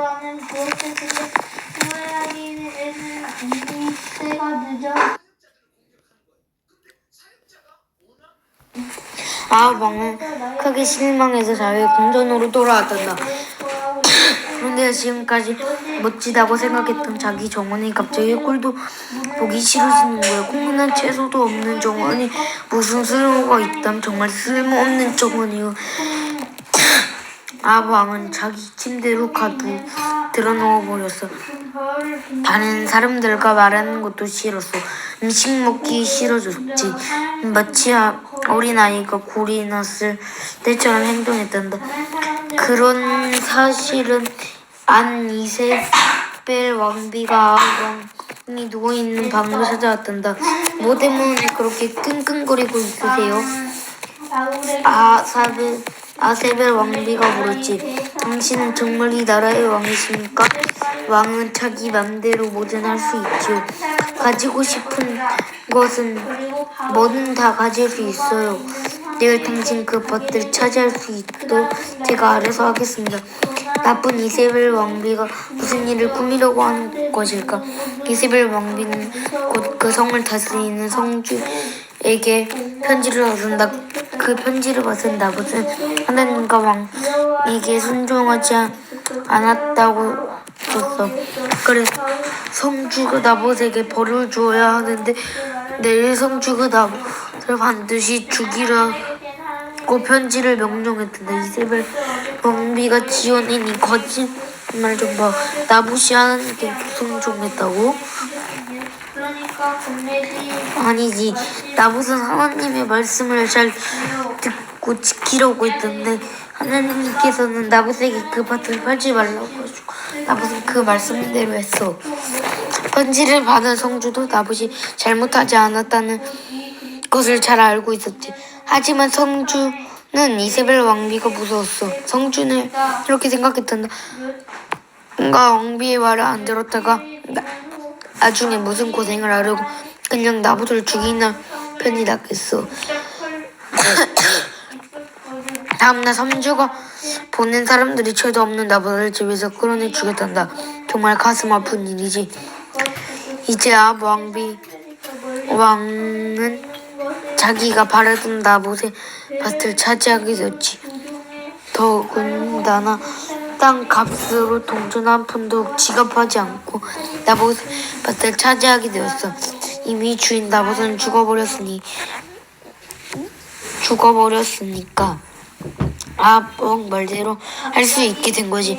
아합 왕은 신이 나서 자기의 새 밭으로 갔다가 그 밭을 채소 가꾸기에 아주 좋은 땅이었어. 그런데 저쪽에서 어떤 사람이 이리로 걸어오고 있었어. 그 사람은 나봇의 밭을 향해 곧장 걸어오고 있었지. 멀리서도 그 사람이 몹시 화가 많이 난 것을 알 수 있었단다. 자기 쪽으로 걸어오는 그 사람 보고 아합 왕 움찔 놀랐던 그 사람 누구였을까? 그래, 사람은 바로 엘리야 선지자였어. 아합 왕이 기분이 나쁜 목소리를 먼저 말했단다. 나를 찾아 이곳까지 오셨고 무슨 일로 왔는가? 예, 저는 왕을 만나러 왔습니다. 하나님께서 왕에게 벌을 내리실 거라는 말을 전하러 왔습니다. 이세벨 왕비도 하나님의 벌을 받게 될 것입니다. 왕이 하신 일 한번 보십시오. 정말 끔찍합니다. 왕은 나봇의 밭을 빼앗으려고 죄도 없는 나봇을 죽였습니다. 나봇은 하나님을 사랑하는 사람이었습니다. 그 거짓말을 했습니다. 그런데 왕비께서 나봇이 하나님을 사랑하지 않고 하나님을 순종하지 않았다고 거짓말했습니다.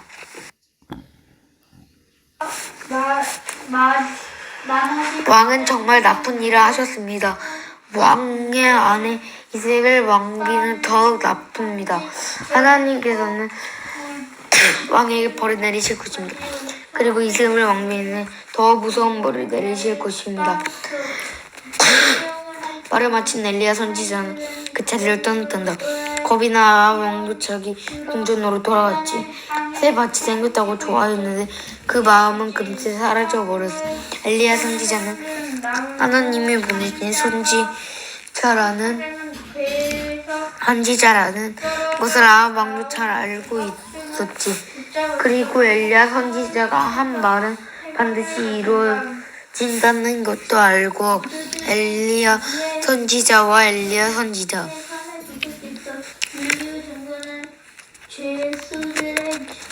엘리사 선지자 두 사람은 길을 걸어가고 있었어. 한 사람은 나이가 많은 사람으로 긴 옷을 입었고 다른 한 사람은 그보다 좀 젊은 사람이었단다. 나이가 많은 사람은 엘리야 선지자였어. 엘리야 선지자와 같이 걸어가는 젊은 사람은 누굴까? 이 사람은 엘리사였단다. 엘리사는 얼마 전까지 자기 아버지의 넓은 농장에서 아버지를 도와 농사를 짓고 있었지. 어느 날 엘리사가 들판에서 일하고 있는데 엘리야 선지자가 찾아왔어. 그리고 자기를 따라오라고 말하는 거야. 그 말을 들은 엘리야사가 어떻게 했는지 아니?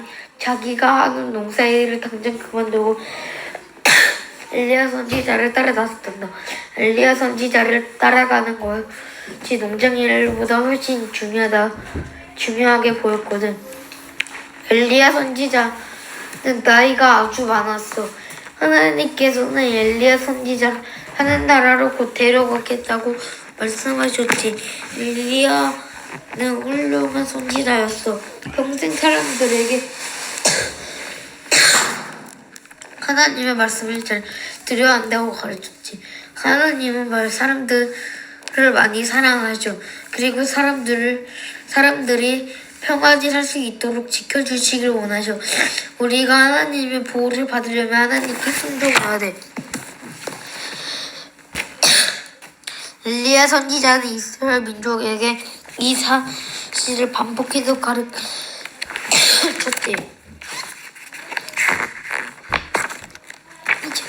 엘리야 선지자는 더 일할 수 없어. 하늘나라에 가는 날만을 기다리고 있었지. 엘리야 선지자의 뒤를 이어 엘리사가 하나님의 선지자가 되었어. 엘리사는 자기가 엘리야 선지자를 대신해 선지자를 하게 된 것이 무척 자랑스러웠어.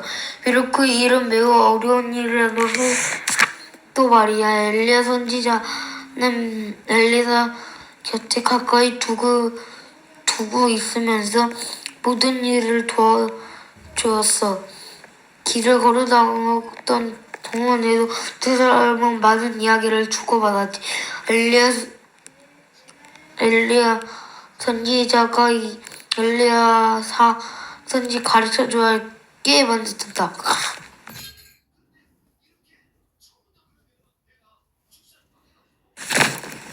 빨리 읽어.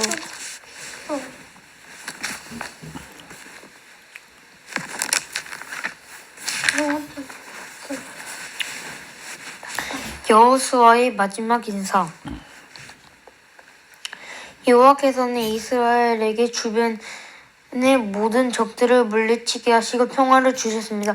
여호와께서는 이스라엘을 안전하게 해주셨습니다. 여러 해가 지나 여호수아의 나이가 많아지자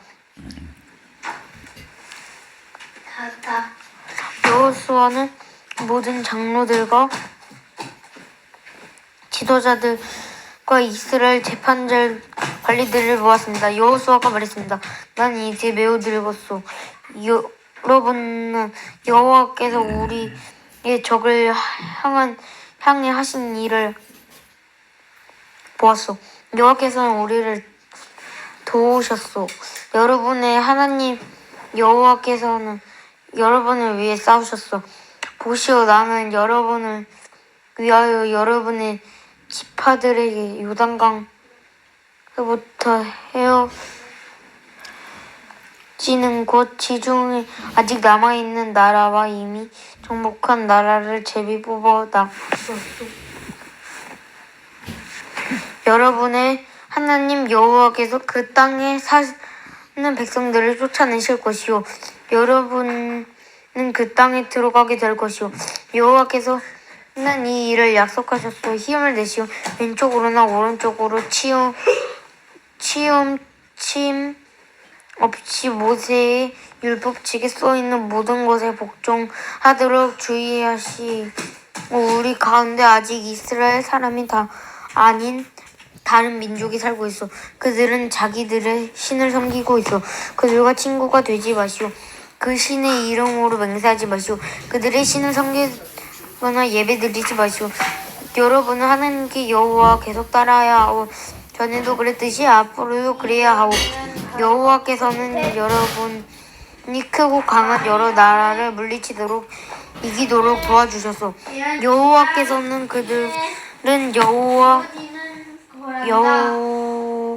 여호와께서는 그들을 여러분 앞에서 쫓아내셨어. 어떤 나라도 여러분을 이길 수는 없었어. 여호와의 도우심으로 이스라엘 사람 한 명이 적군을 1000명을 이길 수 있었어. 이것은 여러분의 하나님 여호와께서 약속하신 여러분을 위해 싸워주셨기 때문이요. 그러므로 여러분은 온몸으로 다하고 마음으로 다해 여러분의 하나님 여호와를 사랑해야 합니다. 만일 여러분이 여호와의 길에서 떠나 여러분 가운데 남아있는 다른 민족 사람들과 친구가 되고 그들과 결혼하면 하나님 여호와께서 다시는 여러분 앞에서 적을 쫓아주지 않을 거라는 사실을 알아야 하오. 그렇게 되면 그들은 여러분에게 덫이 될 것이오. 그들은 등을 내려치는 채찍이나 눈을 찌르는 가시와 같이 여러분에게 괴롭힘을 안겨줄 것이오. 그렇게 되면 여러분은 여러분의 하나님 여호와께서 주신 이 좋은 땅에서 망하게 될 것이오. 하주아, 뛰지 마! 보시오, 이제 나는 온 세상 사람들이 죽는 것처럼 죽을 때가 되었소. 여러분은 여호와께서 여러분을 약속해 좋은 일들을 다 이루어 주셨다는 것을 알고 있었소. 여호와께서 모든 하신 약속을 다 지키셨소. 차는 뜨거운 불어 활활 타는 것 같았어. 하나님께서 엘리야 선지자를 하늘나라로 데려가시려고 불말이 끄는 불마차를 땅으로 보내신 거야. 엘리야 선지자는 불마차를 타고 하늘 높이 올라갔단다. 잠시 후 엘리야 선지자는 보이지 않았어요. 엘리야 선지자는 하늘나라로 올라간 거야. 보통 사람들은 나이가 많아지면 죽잖아요. 그런데 엘리야 선지자는 죽지 않고 하나님께서 보내신 마차에 타고 하늘나라로 올라가서 정말 멋진 일이지. 엘리야 선지자는 처음엔 슬픈 마음이 들어서 엘리야 앞으로는 어려운 선지자 일을 혼자서 해야 하잖아. 자기를 도와주신 엘리야 선지자가 하늘나라로 가버렸으니 엘리사 선지자 혼자가 된 거지. 그 순간 엘리사 선지자는 땅바닥에 떨어져 있는 물건을 발견했어.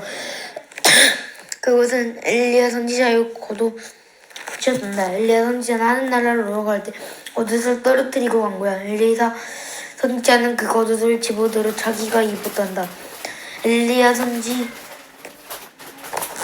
겉옷을 입자 엘리야 선지자가 자기와 가까이 있는 것 같았어. 이제 왔던 길을 돌아가야겠군. 여기서 아무리 기다려도 엘리야 선지자님이 돌아오시지 않아. 이렇게 생각한 엘리사 선지자는 길을 되돌아와서 얼마쯤 지났지 엘리사 선지자는 요단강 옆에 이르렀어요. 엘리사 선지자는 엘리야 선지자가 했던 것처럼 엘리야 선지자의 겉옷을 벗어들고 강물을 세게 쏟아낸다. 그리고 하나님께 자기도 엘리야 선지자와 같은 기적을 행할 수 있게 해달라고 기도했지. 이번에도 요단 강물이 양쪽으로 갈라졌으니까 그럼 물론이지. 물이 양쪽으로 갈라지면서 한 가운데 길이 만들어졌어. 엘리사 선지자는 강 사이를 걸어 반대편으로 건너갔단다. 엘리사 선지자가 강 반대편에 도착하자 멈추었던 강물이 다시 흘렀지. 엘리사 선지자가 요단 강물을 양쪽으로 가르는 것을 본 사람들은 놀라서 말했어. 엘리야 선지자처럼 기적을 행하는 건 이제 엘리사가 우리의 선지자다.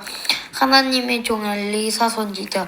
엘리사 선지자는 온 나라를 두루 다니며 하나님에 대해 전했단다. 그리고 사람들에게 어떤 일이 생기면 엘리사 선지자가 그 일을 척척 해결해 주었어. 엘리사 선지자는 이스라엘을 사는 사람들에게 점점 더 널리 알려졌지. 어느 날 어떤 부인이 울면서 엘리사 선지자를 찾아왔단다. 저는 이제 어떻게 살아야 할지 모르겠습니다. 그 여인이 말했어. 저는 너무 슬퍼서 말도 제대로 할 수 없을 지경이랍니다. 얼마 전 제 남편이 세상을 떠났어요. 제게는 아들 둘이 있는데 그 애들은 너무 어려 아직 돈을 벌 수 없답니다. 저희 집에는 지금 돈을 벌 사람이 아무도 없어요. 그런데 제가 예전에 돈을 빌린 적이 있습니다. 지금 그 돈을 갚으려고 하는데 제게는 돈이 한 푼도 없어요. 제게 돈을 빌려준 그 사람 제 아들을 데려가 종으로 팔겠다고 합니다. 이제 어떻게 하면 좋을까요? 엘리사 선지자님 제발 저를 도와주십시오. 엘리사 선지자가 이 부인을 도와줄 수 있을까? 사실 엘리사 선지자는 이 부인에게 줄 수 있는 돈이 한 푼도 없을 텐데 엘리사 선지자도 몹시 가난했거든.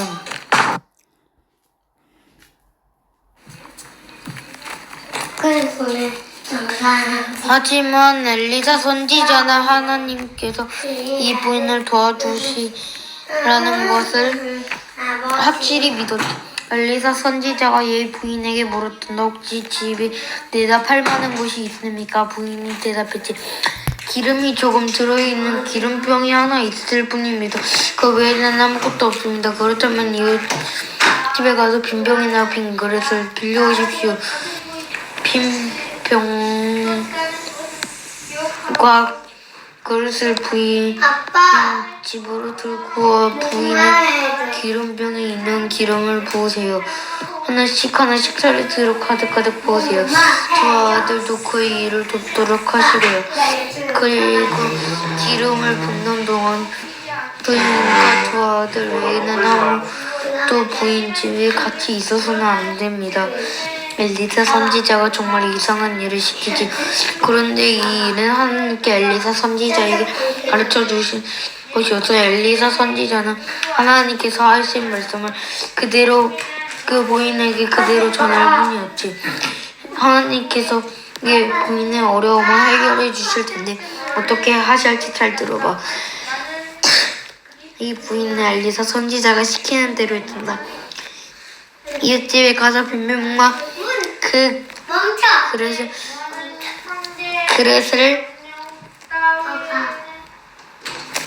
잔뜩 빌려서 빌려온 빈병과 빈 그릇을 하나하나 늘어놓자. 부인의 집 부엌과 방이 빈병과 빈 그릇으로 가득 찼지. 부인은 기름이 조금 들어있는 자기 기름병을 가져와서 그리고 빈 그릇 하나에 기름을 붓기 했단다. 그런데 빈 그릇이 기름으로 가득 찰 때까지 기름이 계속 흘러나오는 거야.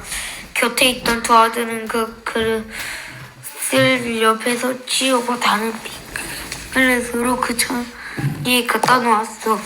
부인은 계속해서 기름을 부었지. 이번 그릇도 기름으로 가득 차자 아들이 이번에는 더 큰 병을 가져왔지. 이번은 큰 병에도 기름이 가득 차자 아들이 이번에는 더 큰 병을 가져왔어. 부인도 큰 병에도 기름을 가득 부었어. 이렇게 해서 기름을 부었단다. 빌려온 빈 그릇과 빈 병이 가득가득 기름을 부었지. 기름이 조금밖에 남아있지 않았던 기름병에서 기름이 계속 나왔단다. 정말 신기한 일이지. 어떻게 이런 일이 일어났을까? 그래 하나님께서 부인을 도와주시려고 놀라운 기적을 일으키신 거야. 이제 이 기름을 어떻게 하지? 기름을 대답하십시오. 엘리사 선지자가 말했단다. 이 기름은 비싼 것입니다. 이 기름을 판다면 많은 돈을 벌 수 있을 것입니다. 부인은 엘리사 선지자가 시키는 대로 했단다. 기름을 팔아서 돈을 아주 많이 벌었어. 그리고 그 돈으로 빌린 돈을 갚을 수 있었지. 그런데 빚을 다 갚고도 돈이 많이 남았단다. 이 돈을 가지고 부인은 음식과 옷을 살 수 있었지. 이제 이 부인은 더 가난하지 않아. 하나님께서 도와주신 덕분으로 말이야. 엘리사는 하나님의 말씀 전하러 여행을 했단다. 끝. 왕비가 된 에스더. 이번 이야기는 아하수에로 왕과 아름다운 아가씨 에스더에 관한 거란다. 아하수에로 왕은 페르시아의 그 주변에 있는 많은 나라를 다스리는 왕이었어. 아하수에로 왕은 수산이라는 도시에 살고 있었단다. 어느 날 아하수에로 왕은 왕비에게 화가 많이 났어. 화가 너무 많이 났네. 나머지 왕비는 두 번 다시 보고 싶지 않았어. 그래서 왕비를 궁전에서 쫓아내 버렸단다. 페르시아에는 이제 왕비가 없는 거야. 시간이 얼마 지나지 않아 아하수에로 왕은 왕비를 쫓아낸 것을 후회하게 되었어. 그 때문에 마음이 자꾸 슬퍼졌지. 신하들은 왕의 마음을 눈치채고 왕에게 말해서 왕이 저 새로운 왕비를 맞으시는 것은 어떠하겠습니까? 이 나라에는 아름다운 아가씨가 많습니다. 그 중에서 분명히 왕비를 삼고 싶은 아가씨가 있을 것입니다. 그래, 그거 좋은 생각이다. 왕이 답했지. 온 나라에 사람을 보내 아름다운 아가씨들이 이곳으로 다 데려오도록 하라. 그 아가씨 중에서 새 왕비를 뽑겠다. 신하들은 온 나라를 돌면서 아름다운 아가씨들을 골라 아하수에로 왕을 궁전으로 데리고 왔단다. 수산성에는 모르드게라는 사람이 살고 있었지. 모르드게는 이스라엘 사람이었단다. 이 지역에는 이스라엘 사람들이 많이 살고 있었어. 오래전에 바벨로니아의 왕이 이스라엘이 쳐들어가 사람들을 자기 나라로 끌고 왔단다. 그때 잡혀온 사람들은 이스라엘로 돌아가지 못하고 이곳에서 계속 살고 있었던 거야. 모르드게에서도란 사촌 동생이 있었단다. 에스더가 어렸을 때 부모님이 모두 돌아가셨기 때문에 모르드게는 에스더를 돌보고 있었지. 모르드게는 에스더를 마치 자기 친딸처럼 사랑하며 보살폈단다. 왕의 신하들은 아름다운 아가씨를 찾으려고 온 나라를 돌아다녔어. 에스더를 발견한 신하들은 에스더 또 왕이 사는 궁전에 데려가기로 했단다. 한번 궁전으로 가면 다시 집으로 돌아오기까지는 시간이 오래 걸릴 것 같았어. 모르드게는 그 긴 시간 동안 집에서 가만히 기다리고 있을 수만은 없지. 모르드게가 말했어. 내가 매일 궁전으로 가면 내가 어떻게 지내는지 궁금해서 말이야. 그리고 에스더야, 조심해야 할 것이 있다. 누구에도 네가 이스라엘에서 왔다는 것을 말하지 마라. 페르시아 사람들은 이스라엘 사람들을 좋아하지 않는단다. 다른 사람들은 네가 이스라엘에서 왔다는 것을 눈치채지 못하게 하려구나. 에스더는 모르드게 말대로 하겠다고 약속을 하고 아하수에로 왕이 사는 궁전으로 갔지. 궁전에 아름다운 아가씨들이 정말 많이 모여 있었어. 뿅. 여호와께서 또 아론에게 말씀하셨습니다. 너는 물려받을 땅이 없다. 너는 다른 백성과 같이 땅을 차지하지는 못한다. 이는 이스라엘 백성 가운데서 너희 목치자 너희 제사는 바로 나이기 때문이다. 이스라엘 백성이 얻은 것의 10분의 1을 바치면 내가 그것을 레위 사람에게 주겠다. 그것은 그들이 회막에서 일하는 것에 대한 보수이다. 그러나 다른 이스라엘 백성은 회막에 가까이 가지 마라. 가까이 가는 날에는 그 죄 때문에 죽을 것이다. 오직 레위 사람만이 회막에서 일하여라. 그들은 회막을 더럽히는 죄에 대해 책임을 져라. 이것은 지금부터 영원히 지켜야 할 규례이다. 레위 사람은 다른 이스라엘 백성과 같이 땅을 얻지 못할 것이다. 그러나 이스라엘 백성이 얻은 것의 10분의 1을 내게 바치면 내게 그것을 레위 사람에게 줄 것이다. 내가 레위 사람에 대해 그들을 이스라엘 백성 가운데서 땅을 얻지 못할 것이다 라고 말하였다. 여호와께서 모세에게 말씀하셨습니다. 레위 사람에게 전하여라. 너희는 이스라엘 백성이 얻은 것의 10분의 1을 바치면 그것을 받아라. 네가 그것을 너희에게 준다. 그러나 너희는 그 가운데 다시 10분의 1을 들러 올려 바치는 제사인 거제로 나 여호와에게 바쳐라. 나는 너희가 바치는 것을 다른 사람들이 바치는 새 곡식이나 새 포도주를 받듯이 받을 것이다. 이처럼 너희는 다른 이스라엘 백성처럼 나 여호와에게 제물을 바쳐라. 이스라엘 백성이 너희에게 10분의 1을 주면 너희는 다시 그것의 10분의 1을 들어 올려 바치는 거제물로 나 여호와에게 바치고 그것을 제사장 아론에게 주어라. 너희는 받은 것 가운데서 가장 좋고 가장 거룩한 부분을 골라서 거기 나 여호와에게 바쳐라. 레위 사람에게 전하여라. 너희가 가장 좋은 부분을 드리면 나는 그것을 다른 백성이 바치는 곡식과 포도를 받을 것이다. 너희와 너희 집안은 나에게 바치고 남을 것을 어디에서나 먹어도 좋다. 그것은 너희가 회막에서 일하여 받는 보수이다. 너희가 언제나 가장 좋은 부분을 나 여호와에게 바치면 이 일 때문에 너희에게 죄가 되지 않을 것이다. 너희는 이스라엘 백성이 가장 거룩한 제물을 더럽히지 마라. 만약 더럽히면 죽을 것이다. 경솔하게 하기 위해 바치는 제물. 여호와께서 모세와 아론에게 말씀하셨습니다. 이것은 여호와께서 명령하신 규례이다. 이스라엘 백성에게 붉은 암송아지를 끌고 오게 하여라. 그 암송아지는 흠이 없고 아직 일을 해보지 않은 것이어야 한다. 그 암송아지 제사장 엘르아살에게 주어라. 그럼 엘르아살이 그것을 진 밖으로 끌고 가서 잡아라. 제사장 엘르아살은 그 피를 손가락으로 적셔 회막 앞에 향해 7번 뿌려라. 그리고 나서 제사장 부인은 그 암송아지를 불에 태워라. 가죽과 고기와 피와 내장에 다 불을 태워라. 아가씨들은 순서대로 왕을 만나러 가게 되었어. 드디어 에스더 왕 앞에 나가는 차례가 되었어. 에스더는 정말 아름답고 사랑스러운 아가씨였단다.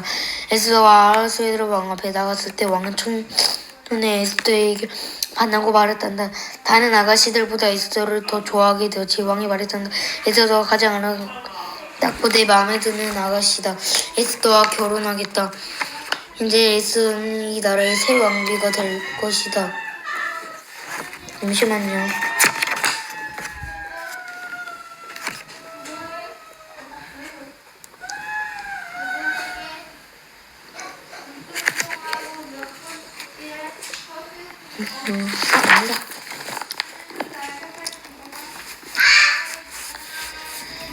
에스더가 가장 아름답고 내 마음에 드는 아가씨다. 에스더와 결혼하겠다. 이제 에스더는 이 나라의 새 왕비가 될 것이다. 에스더는 머리에 왕이 주는 관을 쓰고 왕비가 입는 옷을 입었지.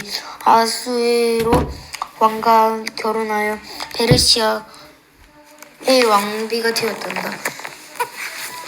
당연히 얼마 전까지 모르드게와 같이 살던 집으로 돌아가지 않았어도 왕비가 되어 궁전에 살게 되었으니까 말이야. 대신 모르드게가 매일 에스더를 만나러 왔단다. 매일 궁전에 모르드게는 에스더 왕비가 어떻게 지내는지 물어보였지.